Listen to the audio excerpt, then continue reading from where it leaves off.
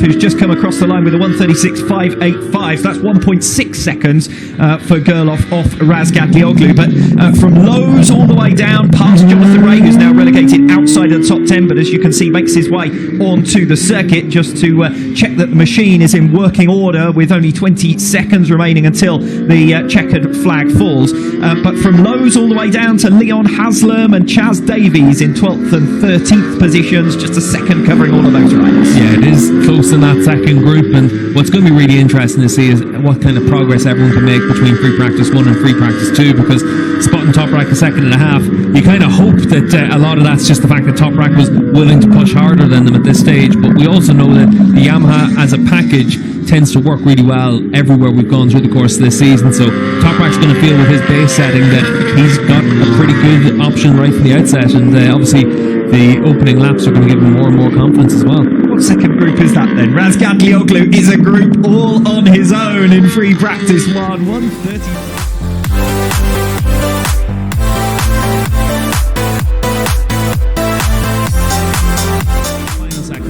He was up at the halfway mark of his latest lap, so as you say, just that final sector which features the slowest corner on the circuit. I suspect that could be a place for a penultimate bend lunge, not a last bend lunge, but a penultimate bend lunge in towards turn 16. Yeah, and certainly we're going to see it all the way through this weekend. If anyone's close, that's when they're going to try and make a move in the last lap, because you can really barge down the inside and make that block pass. Yes, and defend track position then through the final turn. It's only a short squirt to the line, so it should be action-packed here at the Indonesian round. It's always exciting to come to a new place, and the first for in a generation really to come to Indonesia. There won't be many in this paddock who were still around in the mid-1990s who had the opportunity to head just outside Jakarta.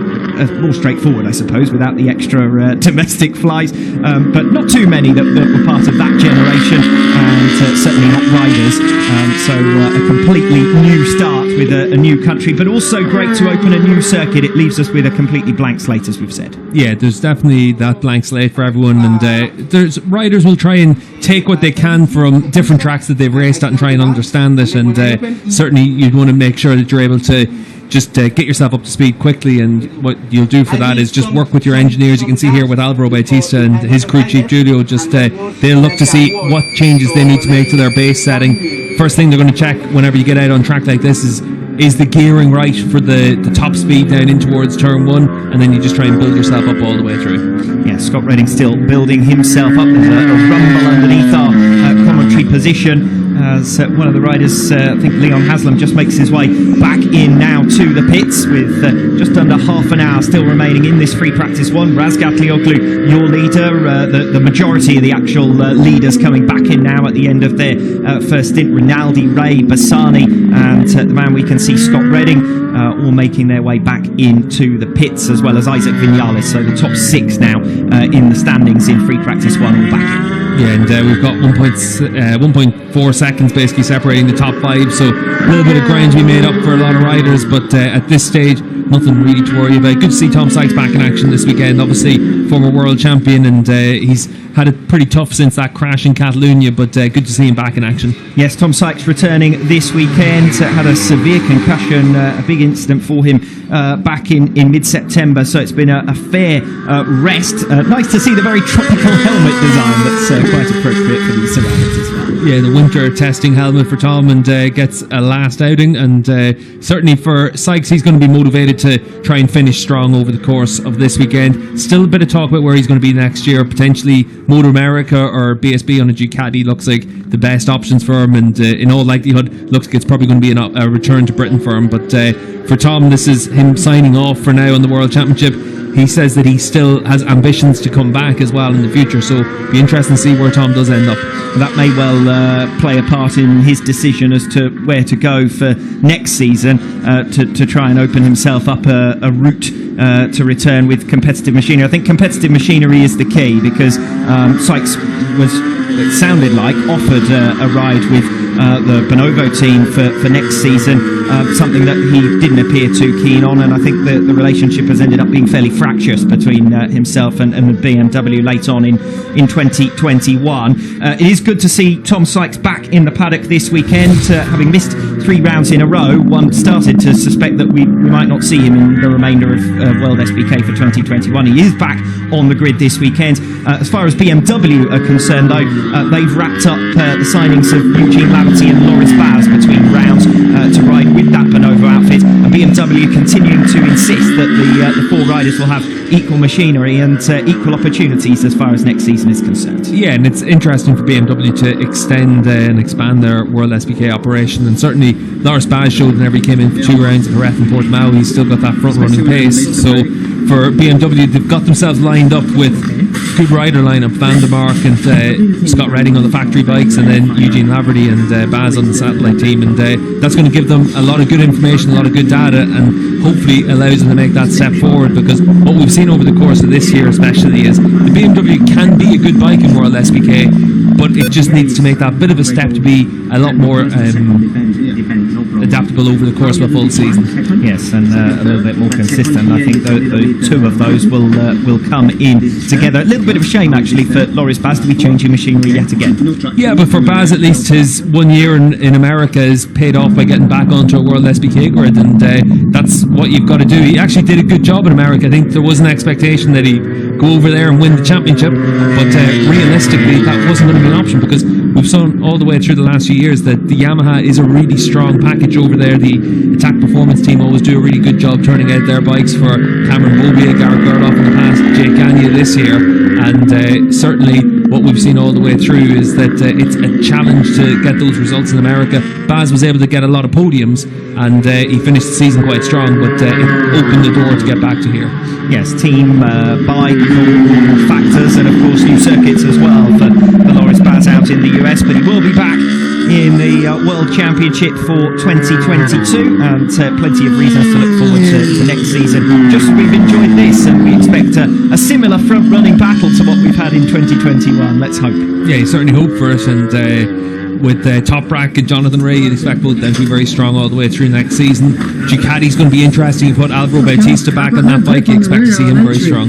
And we even hear rumblings that if Toprak can manage to seal the World Championship, a certain Mr. Sofoglu is pushing for there to be a Turkish round back on the calendar, and would certainly like to go back to Istanbul. Yeah, Istanbul. It's been gotten ready for World Championship action again, with Formula 1 returning there last year, so the track looks like it'd be still a fantastic place to go racing, and certainly the atmosphere will be something else. So with a bit of luck, that's something that can happen in future, because the Turkish fans definitely want to be able to see Toprak on a superbike, Can Oncu, Bahattin Safoglu as well. There's a lot of good young riders coming through in Turkey. Alex Lowe's back on track this weekend. Now, he's had a few aborted attempts to return from injury. He has been struggling with injury niggles throughout this 2021 campaign. Had a pre-season crash all the way back in February that sort of knocked him early on, but mainly the big incident in Barcelona. That seems like a demolition derby of a weekend looking back at it. So for Alex Lowe's, tried to come back in Jerez, did a great job in the Superpole session, got up on the front row of the grid, struggled for fitness in the first race and was then withdrawn. Returned in San Juan last time out. That was about a month ago now, and couldn't make it to the end of that weekend either. Two races in one day, proving too much for him on the Sunday. So he returns again this weekend. He's had more time to recover this time around. Remember, when he first injured himself, it was part of that triple header, so it was an intense period, and that was fairly inevitable that he would struggle through that. San Juan also came on fairly quickly, just a couple of weeks after Portimao. He's had a longer rest period. He's also had a surgery since the last round. Yeah, he was in Barcelona just after Argentina for surgery, and looks like his hand's fully repaired now, and that was one of the big issues in Argentina. Obviously, he's had the shoulder injury all the way through the season as well, so it's been a tough campaign for Lowe's, but hopefully this is the beginning of his recovery as well. Up there 4th fastest on the opening run of the day as well, so certainly for him, he's going to want to finish his season strong. Obviously, he'll know that the winter testing program is going to start up pretty soon as well, so that's where he's going to be building up towards the start of next season as well. Am I right in saying he was struggling with some arm pump issues as well, presumably because of the extra forces of trying to ride around those other injuries? Yeah, there's an awful lot that the body has to take riding the World SBK machine, and certainly if you're a little bit injured, it just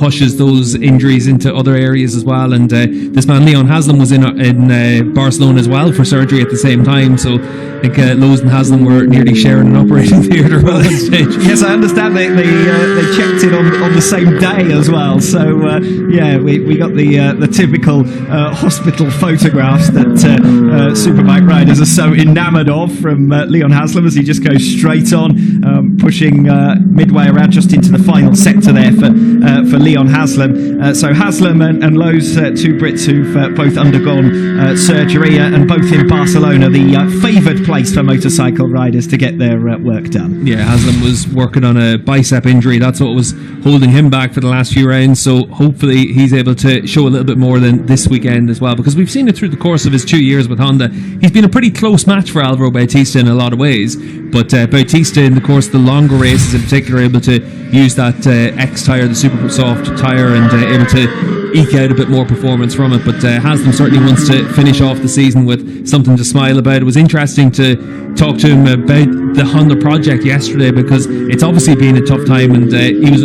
pretty honest about it, saying he was a bit disappointed with how it's worked out over the 2 years, but you can see the progress that has been made all the same. And I think the biggest frustration for him at this stage will probably be the fact that he continues to believe that that bike will win world championships in the future. The problem for him is that it doesn't, because though he's going to be around to be able to see that, though, at least not riding for the team. Yeah, and I think that's one of the big things that's going to be a struggle for him, and for maybe for Bautista as well at a certain point in the future, because obviously Bautista is going to Ducati. We know that bike's going to be really competitive. The V4R has been a tremendous package all the way through its 3 years in World SBK, but the Honda package has potential, and it's going to be interesting to see what sort of changes they make to that bike for next year, because they did test a very different bike a couple of months ago at one of the mid-season tests, and immediately were very fast with it. So it's going to be interesting whenever we see them on track for the first time, whether or not they're going to try and make some adjustments to that bike and potentially bring some big upgrades for next year. As far as Honda are concerned, they are also going to be joined by the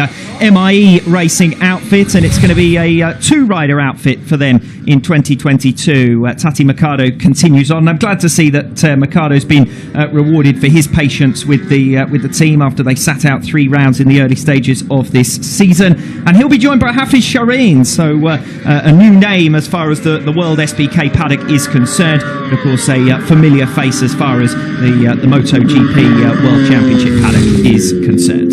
Yeah, another rider that brings plenty of experience with him, but a rookie in the class. So for Honda, it is actually Tati Mercado is going to be the only rider that they have that's got that superbike experience. And I have to say, Tati over the course of this year, he's done what he always does. He has some of his impressive performances. Jerez, he looked really good. Portimao as well. And certainly you would hope to see Tati get the rewards for the hard work he's put in, because he has done a really good job to help that MIE team bring their package forward. Yes, he's one of the riders with most appearances in World SBK without ever snagging a podium finish, and I think that will be the target for him in the future. You get the impression that you've never quite seen him on the most competitive machinery to give himself the best possible chance of moving forward, but he is a capable performer, and that's why he keeps getting signed up over and over again. But it does tend to be with those smaller teams.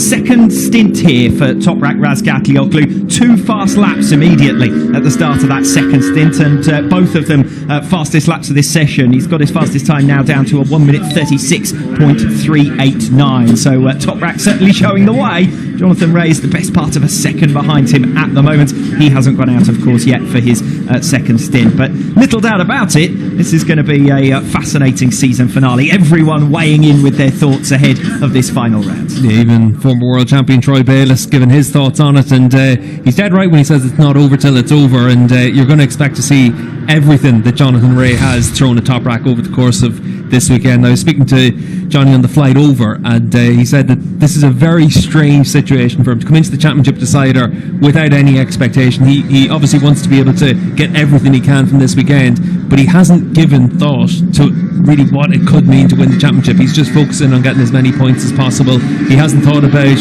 celebrations, he hasn't thought about anything else. He's really just trying to put some pressure on Toprak, get some good results and see what happens. But certainly we do know Top Rock's in the driving seat, but you don't want Jonathan Ray to be the man that's chasing you down. No, but it is an unusual situation for Ray. 6 World Championships, and he's been the leader coming into the final round in all of those.